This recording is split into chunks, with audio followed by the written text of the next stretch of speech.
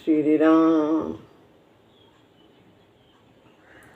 गुरुर्ब्रह्मा गुरुर्विष्णु गुरुर्देव महेश्वरः गुरु साक्षात् परब्रह्म तस्मै श्री गुरुवे नमः।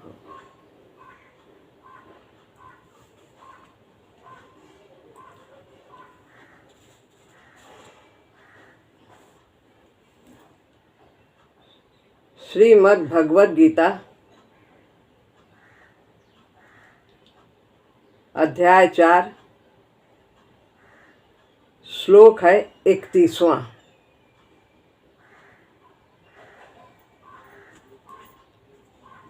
यज्ञशिष्टामृत भुजो यान्ति ब्रह्म सनातनम् नायं लोकोऽस्त्य यज्ञस्य कुतोऽन्यः कुरु सत्तम।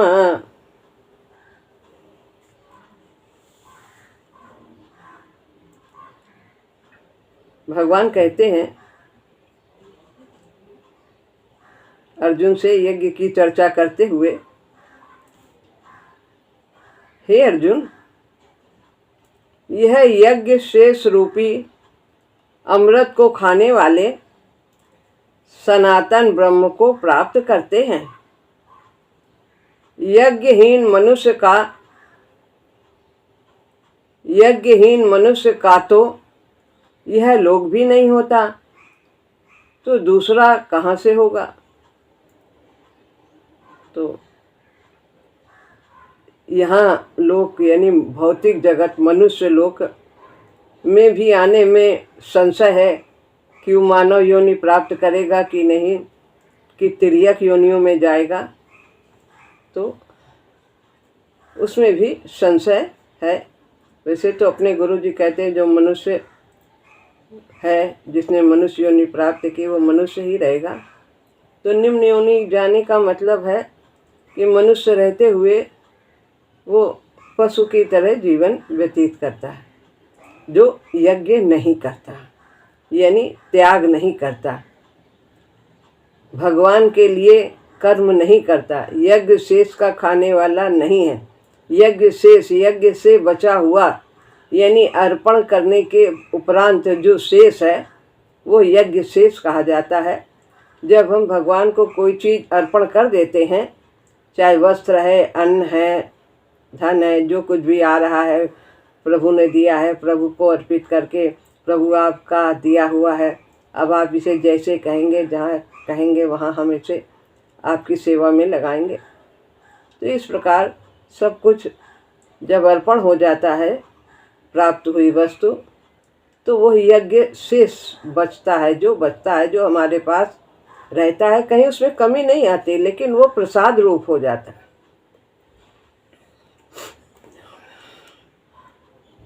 पिछले अध्याय में कहा था यज्ञ शेष को खाने वाले संत सभी पापों से मुक्त हो जाते हैं।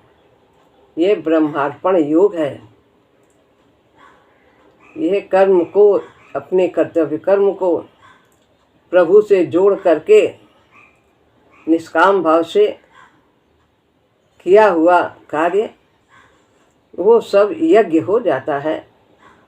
तो हमारे पीछे पहले के भी बंधन कट जाते हैं और नए बंधन भी नहीं बनते, संस्कार नहीं बनता। संस्कार तो आसक्ति और अहंकार से ही बनता है। मेरा है, मैंने किया, क्रिया जो है वो मैंने की है, पदार्थ है वो मेरा है, यही संस्कार बनाता है। तो वहाँ पर पिछले अध्याय में कहा था कि यज्ञ शेष को खाने वाले संत सभी पापों से मुक्त हो जाते हैं। पिछला अध्याय कौन, तीसरा अध्याय का 13वें श्लोक में कहा था। यहाँ कहा है कि वो सनातन ब्रह्म को प्राप्त करते हैं। तो जब पाप नहीं रहेगा, पाप से मुक्त हो जाएंगे, बंधन नहीं रहेगा, तो सनातन ब्रह्म की प्राप्ति हो ही जाएगी। सनातन क्या है? जो सदा रहने वाला है, जो अविनाशी है, जिसमें कोई परिवर्तन नहीं है, वो है परमेश्वर। उसकी प्राप्ति हो जाती है जो यज्ञ शेष को स्वीकार करते हैं, भोग करते हैं। वहाँ तो देवताओं के लिए यज्ञ करने का प्रसंग था, यहाँ तो यज्ञ मात्र की चर्चा हुई है। तो यहाँ यज्ञेश्वर के लिए भाव है, जो सभी यज्ञों के भोक्ता और तपों के भोक्ता हैं। सभी देवताओं को भी यदि अर्पण किया जाता है तो वो भी परमात्मा को ही तो प्राप्त होता है, क्योंकि उनके अंदर भी तो वही बैठे हुए हैं। तो जिस जीवन में यज्ञ है उसका जीवन सफल है। जो यज्ञ यानी यज्ञेश्वर के निमित्त कर्म करता है तो उसका जीवन सफल है। मनुष्य जीवन का साफल्य विकास की गति को तीव्र करना है। तो विकास की गति कैसे तीव्र होगी? इसी प्रकार से कर्म करने से। यज्ञ शेष का स्वीकार करना, यज्ञ शेष को स्वीकार करना। तो यज्ञ शेष का खाने वाला यानी भोग करने वाला, उसके सभी पाप नष्ट हो जाते हैं, उसका जीवन सफल है। वो यज्ञ स्वरूपता यज्ञ ही हो सकता है, विशेष बाह्य क्रियाओं वाला हो सकता है, और वो हो सकता है यज्ञ की ऊंची भावना। दो बात बताई है कि जिस जीवन में यज्ञ है उसका जीवन सफल है। वो यज्ञ स्वरूपता यज्ञ ही हो सकता है। स्वरूप से ऐसा भी हो सकता है जो कार्य है कि हवन सामग्री और अग्नि आदि सब उसमें यज्ञ करें, वो भी भगवान को मिला देती है, भगवान की प्राप्ति करा देती है। लेकिन यदि उसमें त्याग की भावना है, भगवान के लिए किया हुआ वो हवन आदि है, तो वो भी स्वरूप से वो भी हो सकता है, और विशेष बाह्य क्रियाओं वाला हो सकता है। और जैसे कि शुरू में बताया कि तरह तरह की क्रियाओं में लगे रहते हैं, पुष्पित और दिखाऊ शोभा युक्त वाणी वेदों में कही गई है, उन्हीं में वे लगे रहते हैं, क्रिया कर्म कांड में ही लगे रहते हैं। तो यदि वो भी करते हैं और उसमें भी भगवत भाव है तो वो भी यज्ञ हो जाएगा। यदि इस प्रकार का कार्य है, अनेक तरह की धारणाएं हैं, मान्यताएं उनको करते हैं, तो उनमें भी यदि हमारा यज्ञ का भाव है, त्याग का भाव है, प्रभु के अर्पण का भाव है, तो वो भी यज्ञ हो जाएगा। लेकिन कामना नहीं होनी चाहिए। कौन सी? सांसारिक कामना। यज्ञ की ऊंची भावना, कर्म ब्रह्मार्पण की प्रबल निष्ठा जो समूचे जीवन को ही यज्ञ रूप कर देती है। यज्ञ की ऊंची भावना। नीची भावना क्या है? यज्ञ किया और उसमें हम यही कंकड़ पत्थर मांगते रहते हैं, अब ये सामान दे दो, अब ये कमी है, वो संसारिकता में ही फंसे रहते हैं। तो ये नीची भावना है। लेकिन ऊंची भावना क्या है? ऊंचा उद्देश्य ही ऊंची भावना है, ऊंचा लक्ष्य ही ऊंची भावना है। प्रभु की प्राप्ति से बड़ा कोई लक्ष्य हो ही नहीं सकता। तो ये हमारी ऊंची भावना है। कोई भी कर्म करते हैं तो वो ऊंची भावना है, यदि हमारी भगवत भावना है तो। कर्म ब्रह्मार्पण की प्रबल निष्ठा, यही निष्ठा होनी चाहिए। तो इस प्रकार से ये जो समूचे जीवन को ही यज्ञ रूप कर देती है, संपूर्ण जीवन यज्ञ बन जाता है। एक जगह कहा जीवन में यज्ञ होना चाहिए, यानी त्याग होना चाहिए, प्रभु के अर्पण होना चाहिए। फिर कहते नहीं नहीं, जीवन ही यज्ञ में हो जाना चाहिए, पूरा जीवन ही यज्ञ में, पूरे शरीर से जो भी क्रिया हो रही है एक एक पल प्रभु के चरणों में अर्पित होना चाहिए, मन से, बुद्धि से, शरीर से। कायेन मनसा बुद्धिया केवल इंद्रिय रवि, चाहे शरीर से हो, चाहे मन से हो, चाहे बुद्धि से हो, चाहे इंद्रिय से हो। योगिना कर्म कुर्वन्ति संगम त्यक्त्वा आत्मशुद्ध है। आत्मशुद्धि के लिए आत्मशुद्धि कैसे होती है? परमात्मा से जुड़े रहने पर, युक्त होने पर, सब कुछ प्रभु के लिए करने पर। तो ये कर्म ब्रह्मार्पण की प्रबल निष्ठा जो समूचे जीवन को ही यज्ञ रूप कर देती है, एकाध क्रिया नहीं, संपूर्ण जीवन के प्रत्येक क्रियाएं, सोना, जगना, उठना, बैठना, कार्य, भजन, पूजन, साधना, सब कुछ प्रभु की शक्ति से, प्रभु के लिए, प्रभु के द्वारा। जहाँ हमारे यज्ञ का इष्ट ब्रह्म है, वहाँ उसके द्वारा ब्रह्म की ही प्राप्ति होगी। तो जब उद्देश्य ब्रह्म है, परमात्मा है, तो प्राप्ति भी उसी की होगी, क्योंकि सभी क्रियाएं ब्रह्मार्पण हो रही हैं। सनातन ब्रह्म कहा है, पुरुषोत्तम से तात्पर्य है इसका। वेद भी तो ब्रह्म कहा जाता है, क्योंकि भगवान की वाणी है, वह भगवान के द्वारा निकली। यद्यपि ब्रह्मा जी ने कहा है, लेकिन वो सब कुछ ब्रह्मा जी को भी तो भगवान ने उत्पन्न किया है। इतना और याद करना है, अहम भी सर्व यज्ञानाम भोक्ता च प्रभुरेव च, कि भगवान ही सभी यज्ञों के भोक्ता हैं। भगवान कहते हैं मैं ही सभी यज्ञों का भोक्ता हूँ। किसी भी कोट का यज्ञ क्यों न हो, किसी भी प्रकार का, जो पिछले श्लोकों में कहा गया है, अनेक तरह के यज्ञ बताए हैं। तो यदि वह यज्ञ है, उसमें त्याग है, तो उसे स्वीकार करने वाले प्रभु ही होते हैं। तो कामना नहीं है, निष्काम भाव से किया गया है, प्रभु के अर्पण करके या किया गया है, तो सब उसको स्वीकार करने वाले प्रभु ही होते हैं, और वही उस यज्ञ के उपभोक्ता होते हैं। कहीं वो हमारी भावना के अनुसार देवता बने हैं, उस यज्ञ के अधिपति होते हैं, कहीं पर प्रेम की प्रतिमा बनकर, कहीं पर यज्ञ और तपों के भोक्ता बनकर, भोक्तारम यज्ञ तपसा। तो वह हमारी जिस पर श्रद्धा होती है, विभिन्न देवी देवता हैं, लोग अलग अलग देवताओं पर श्रद्धा करते हैं, भगवान उन्हीं में उनकी श्रद्धा को दृढ़ कर देते हैं। लेकिन भोक्ता जो भी कुछ है, वो जितना भी तप है, यज्ञ है, उन सबके भोक्ता प्रभु ही होते हैं। रूप उनके अलग हो जाते हैं, किसी भी रूप में वे स्वीकार करते हैं, जैसी भावना हमारी होती है। तो उस यज्ञ के अधिपति होते हैं, कहीं पर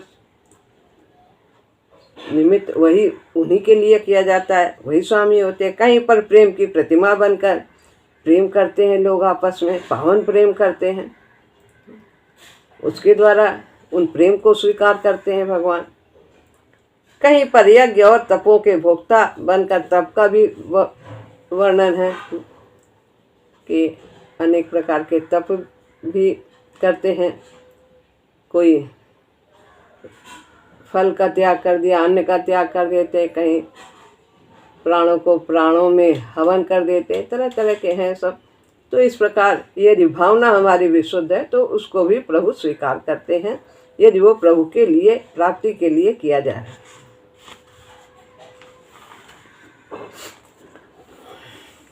जीवन में यज्ञ होना ही चाहिए, ही भी लगाया, त्याग होना ही चाहिए।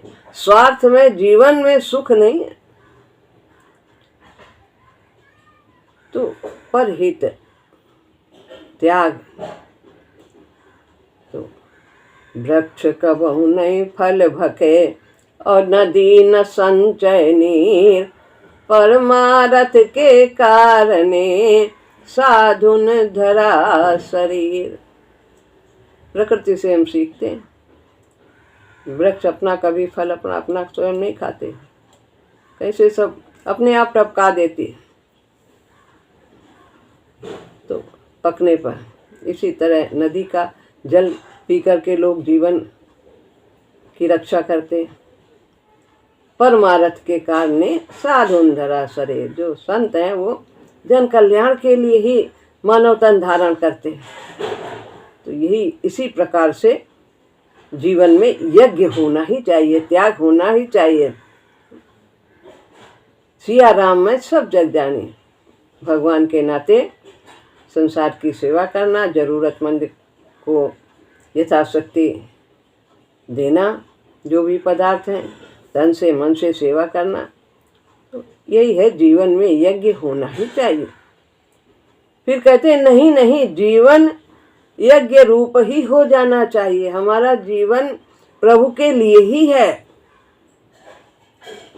हम प्रभु से नहीं चाहते कि आप हमारा अब ये काम बना दो, अब हमें ये चाहिए वो चाहिए, क्या क्या चाहिए। नहीं, हमारा जीवन प्रभु के चरणों में ही है। जाहि विधि राखे राम ताहि विधि रहिए। यह विश्वास होना है कि वो हमारे सुहृद हैं, परम हितैषी हैं।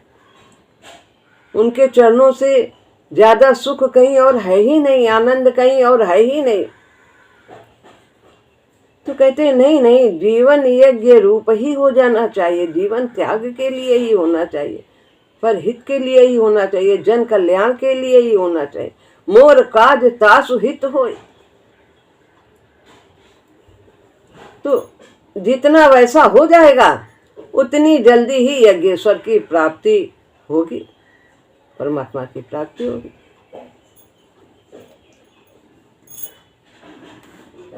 जिसके जीवन में यज्ञ नहीं है, त्याग नहीं है, सेवा नहीं है, उसका तो यह लोक भी नहीं है।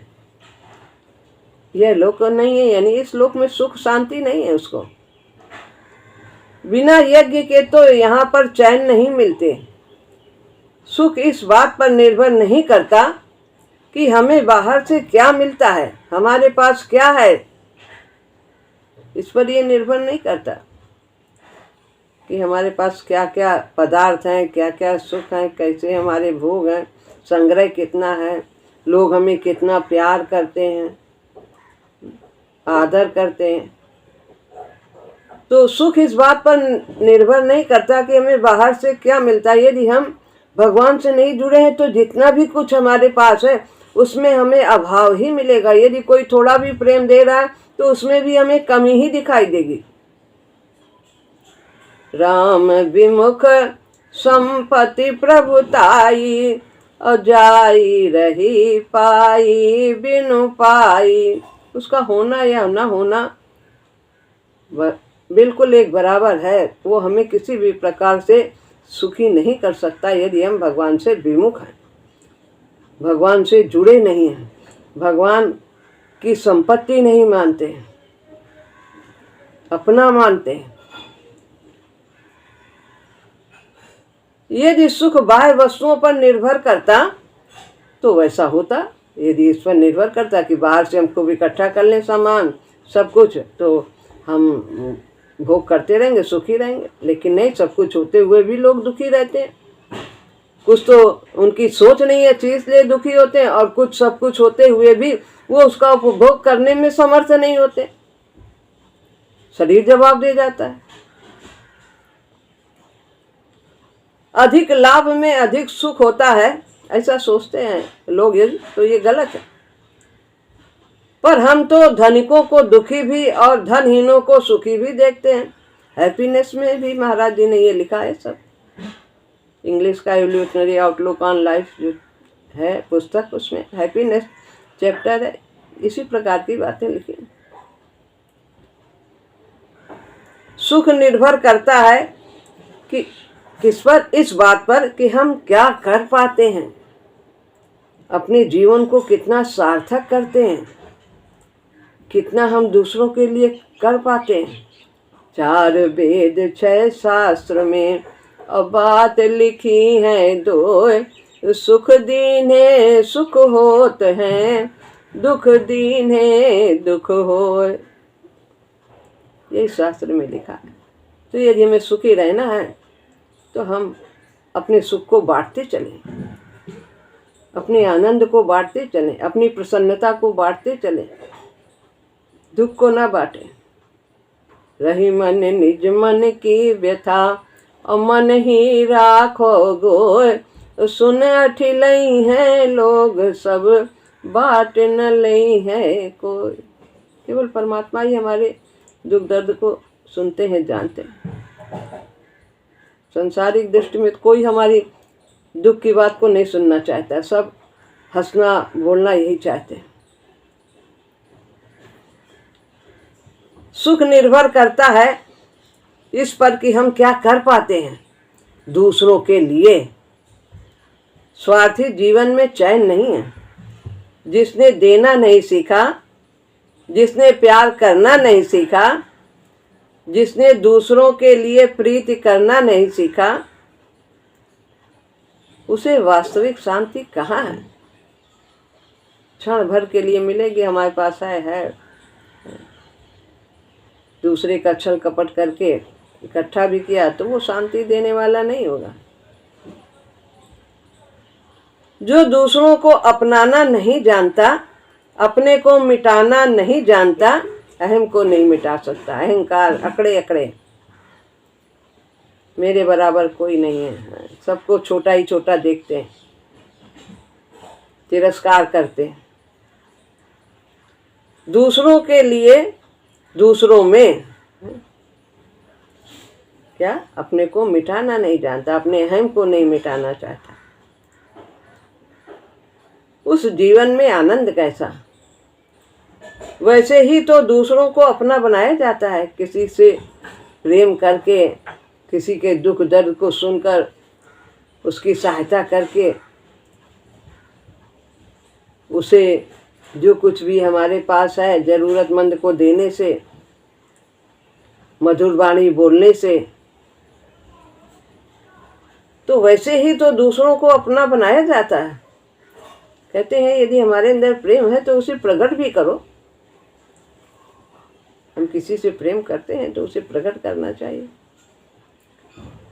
कैसे? दूसरे के गुणों को देखो और उसकी प्रशंसा करो।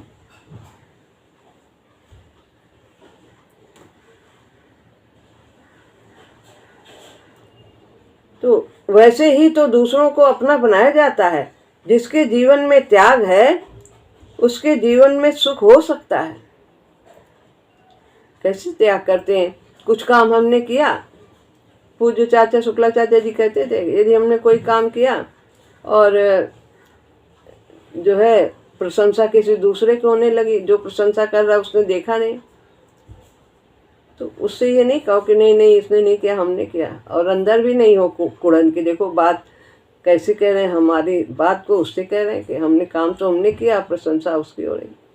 प्रसन्न होइए, उसमें भी ये त्याग है। जहाँ त्याग नहीं वहाँ यदि आज सुख दिखता है तो वह पशु कोटि का होगा, मानव के स्तर का नहीं होगा, दिव्यत्व नहीं होगा उसमें, जो स्वार्थ में क्षणिक होगा सुख, वह भी टिकेगा नहीं। उसका स्वार्थ ही उसकी जान पर सवार हो जाएगा, उसे अशांत कर देगा। लौकिक सुख का सूत्र भी तो यही है। संसारिक सुख यदि हम चाहते हैं तो उसका मूल मंत्र यही है कि दूसरों को सुखी करने की भावना और चेष्टा। पहले हमारे अंदर भावना होनी चाहिए कि इसको हम किस प्रकार से सुख पहुंचाएं। जब हमसे कोई मिलता है किसी भी प्रकार से तो हमारे अंदर ये भावना होनी चाहिए कि हमसे मिलने वाला हमसे प्रसन्न हो। तो यह भावना हो और फिर वैसी चेष्टा भी करें।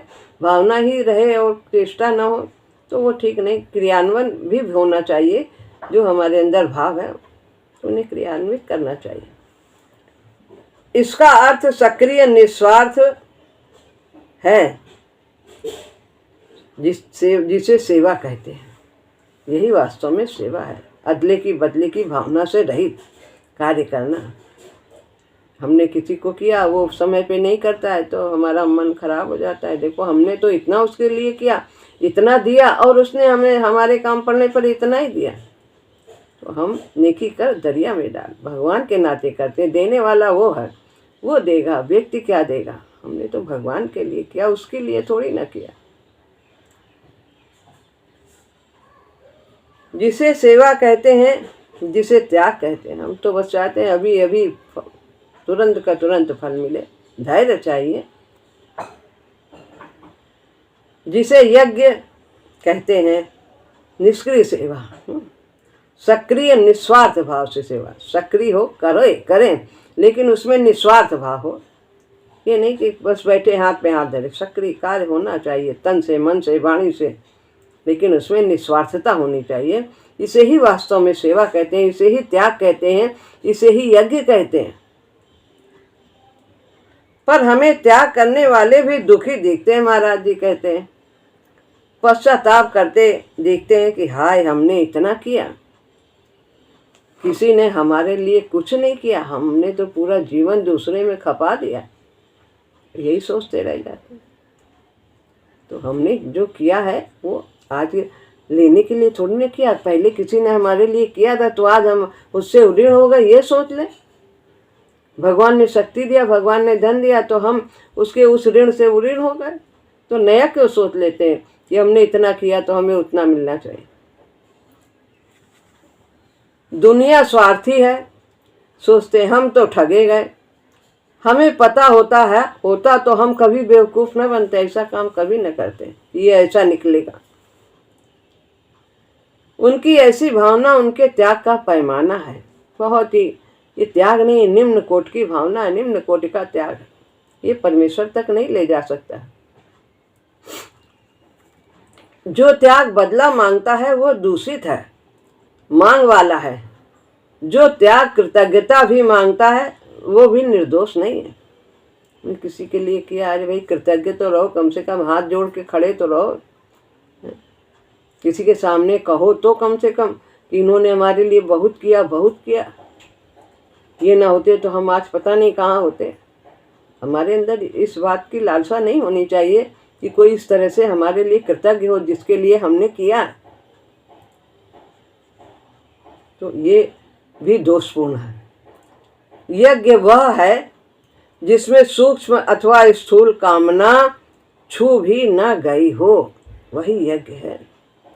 सूक्ष्म और स्थूल, सूक्ष्म की मुक्ति भी मिल जाए, स्वर्ग भी मिल जाए। स्थूल की अभी दिया, अभी मिल जाए, अभी दिया है, अभी सेवा किया, तन दिया, धन दिया, ये दिया है, हमने वस्त्र दिया, सब इतना व्यवहार किया, किसी को उसने हमारे में इतना व्यवहार किया। किसी तरह की सूक्ष्म पदार्थ के रूप में और स्थूल पदार्थ के रूप में और सूक्ष्म हमारी प्रशंसा आदि के रूप में, या उच्च लोकों की चाह में या मुक्ति की चाह में, कहीं भी कोई भी कामना छू न गई हो।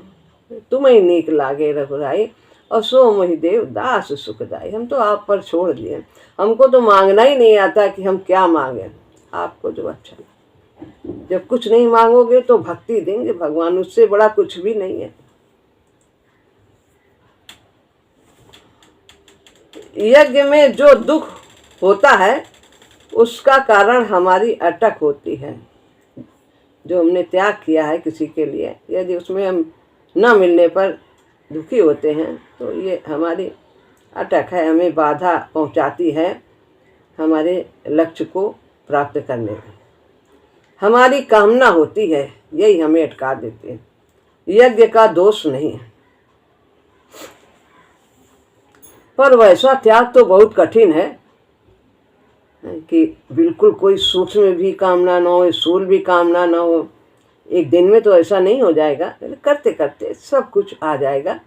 करत करत अभ्यास से जड़ मत होत सुजान, और रसरी आवत जाते सिल पर होते निशान। पत्थर पे निशान हो जाते हैं रस्सी के आने जाने से।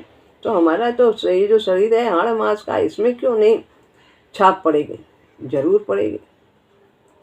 पर वैसा त्याग तो बहुत कठिन है, मानते हैं कठिन है, पर रास्ता तो चलने से ही आता है। करेंगे तो हो जाएगा, जरूर हो जाएगा। जीवन में कितने कठिन कठिन कार्य संसारिक कामनाओं की पूर्ति के लिए करते हैं, कितना करते हैं कठिन। तो ये भी कठिन एक कार्य है, लगता है यदि तो इसे भी करना चाहिए। पर होने वाला दुख हमें अपनी भावना का मैल दिखा देता है। यदि हम अदले के बदले की भावना करते हैं, प्राप्ति वैसी नहीं होती तो, और हम दुखी होते हैं, तो ये हमारे अंदर का कालापन है। अपने त्याग को और पवित्र करने का रास्ता बताता है कि देखो अभी दुख हो रहा, तुमको नहीं मिला तो उसने नहीं इतना किया जो हमने दिया उसके बदले में, और हम अंदर दुखी हो रहे, ये हमारी कमजोरी है। तो इसको पहचानना चाहिए, हमें इस तरह का भाव नहीं हमारे अंदर आना चाहिए। तो ये हमें जागरूक करता है, अपने आप को पढ़ना है, स्वाध्याय करना है कि किस परिस्थिति में हमारे मन की क्या स्थिति होती है। उस पथ प्रदर्शक का सत्कार करें कि हमें दुख हो रहा, क्यों हो रहा, कारण ढूंढें, अंदर ढूंढें, बाहर ना ढूंढें कारण। तो इस तरह तब हम निर्मल होते चले जाएंगे, उसे माने और आगे चलें। लोक में सुख का रास्ता है यज्ञ में जीवन, स्वार्थी जीवन में तो सुख की कल्पना भूल है। वहाँ न चैन का खाना हो सकता है, न चैन का सोना।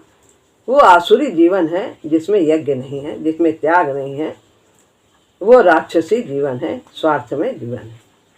जिसका लोक नहीं उसका परलोक कहाँ से? परलोक का आधार तो इस जन्म की भावना और कर्म होते हैं। हमारा परलोक संवरे, इसके लिए तो हमारे विशुद्ध भाव होने चाहिए, और जब विशुद्ध भाव होंगे तो कर्म भी वैसा ही होना चाहिए। तो जैसी हमारी भावना होगी वैसे ही हमारे कर्म होंगे। तभी यदि शुद्ध है, विशुद्ध है, तो हमारा परलोक भी बन जाएगा, और वो यहीं रह करके ही हम परलोक बना सकते हैं इसी मनुष्य जीवन में। यदि हम बोएंगे कांटे तो काटने भी कांटे ही होंगे। यदि हम फूल बोएंगे तो फूल मिलेंगे, जो बोएंगे वही काटेंगे। जो ये शरीर खेत है, इसमें जो कर्म रूपी बीज बोएंगे वही उगेगा पौधा। जो यहाँ निस्वार्थ नहीं उसका परलोक जीवन ऊंचा कैसे हो सकता है? वो तो बंधन वाला ही काम करेगा, मांगेगा, करने के बदले सकाम कर्म करेगा, तो फिर बंधन तो हो ही गई। आनंद में कैसे हो सकता है? जो यहाँ यज्ञ नहीं करता, दान नहीं देता, अपने लिए जीता है, वो आगे जाकर क्या कर पाएगा? उसका दिवालिया तो यहीं वो हो गया है। साथ ले जाने को क्या है? कुछ खाली हाथ आए खाली हाथ जाएंगे, मुट्ठी बांधे आए थे हाथ, और जग में हाथ पसारे जाएं, खाली हाथ जाएंगे। सब कुछ भगवान ने शक्ति दे करके भेज दी। अब उसका हम क्या सदुपयोग करते हैं कि नहीं करते, हमारे ऊपर है। लोक और परलोक में जो हम अभेद दीवार खड़ी कर देते हैं वो हमारा कम समझी ही होती है। इसी जीवन का प्रवाह तो उस पार जाता है, कोई अलग नहीं है। ये सब आपस में संबंध है। यहाँ जो करेंगे तभी हमारा परलोक बनेगा, तो अलग नहीं है। तो वर्तमान ही हमारे भविष्य का निर्णायक होता है। बस आर पार, अर्थात इस पार से उस पार दिखता नहीं है। उस पार वाले तो इस पार देख सकते हैं, देखा भी करते हैं। जो उच्च लोकों में है वो हम सबको देख रहे हैं, और आवश्यकता पड़ने पर हमारी सहायता भी करने के लिए उद्यत रहते हैं। संत महात्मा कैसे आते हैं, हमें सूक्ष्म में आकर, स्वप्न में आके हमारा मार्गदर्शन करते हैं, हमारी बाधाओं को दूर करते हैं। तो उस पार वाले वो तो सब देखते हैं, लेकिन हम जो नीचे वाले हैं वो वहाँ तक उनको नहीं देख पाते हैं, क्योंकि हमारी सीमित दृष्टि है अभी। तो दृष्टि को संकुचित न करके इसको विस्तार करना चाहिए। इसका दृष्टिकोण व्यापक होना चाहिए, यज्ञ में जीवन होना चाहिए। अर्जुन तू भी यज्ञ कर, यज्ञ कर यानी कर्तव्य कर। तेरा ये कर्तव्य है युद्ध, तू क्षत्रिय है, तो तेरे लिए यही यज्ञ। बस निष्काम भाव से कर, जीत हार की इच्छा न कर, परिणाम की चिंता न कर। अर्जुन तू भी यज्ञ कर, उससे सुधरेगा यह लोक भी और परलोक भी। कर्तव्य से ही परलोक बनेगा। स्वार्थी बनकर जीवन के संग्राम से भागने की ना सोच, तो कि बहुत कष्ट है इस जीवन में, बहुत कष्ट है, भाग जाएं, आश्रम चले जाएं, भीख मांग के खा लें, ये कर लें, ये सब मत सोच। तो ये तेरा कर्तव्य है, तू कर। अपने कर्तव्य का पालन करना ही निष्काम भाव से यही यज्ञ है। हमें ऐसा करना चाहिए और सदैव भगवान की शरण में अपने को रखना चाहिए। उन्हीं की शक्ति से ही, उन्हीं का एक सहारा। श्री राम।